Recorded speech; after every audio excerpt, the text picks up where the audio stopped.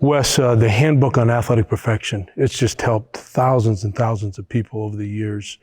Uh, what was the genesis of this? I mean, how did this come about?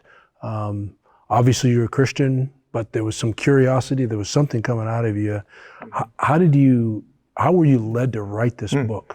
I wish it could be a noble answer saying that I just was thinking of the Christian world at the time, but really it came out of my own need. As a Christian and as an athlete, I discovered that there wasn't a lot of difference in my Christian athletic time than there was before I was a Christian. And that disturbed me a little bit, but it really came out strongly when I was working out with the weights one time. My wife, who was my fiance at the time, she was watching me work out, and we were in a room with a lot of college football players, and they were working out at the different stations. And I was on the Athletes in Action weightlifting team traveling at the time. And so we were kind of regarded as the experts of Christian athleticism, which we didn't have a clue. And I remember missing a poundage.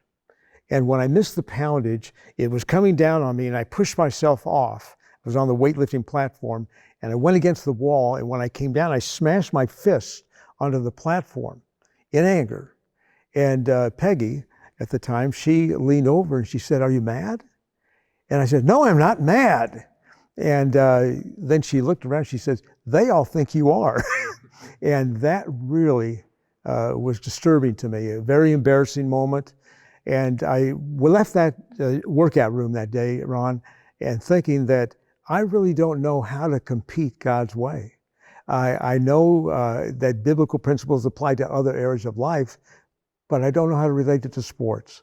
And so from that, I began to explore the Bible, put down passages on 4x6 cards, ended up with maybe a stack of 6 inches high, and I began to categorize them in different areas like winning and losing and audience and goal and so forth, and ended up with 16 different categories.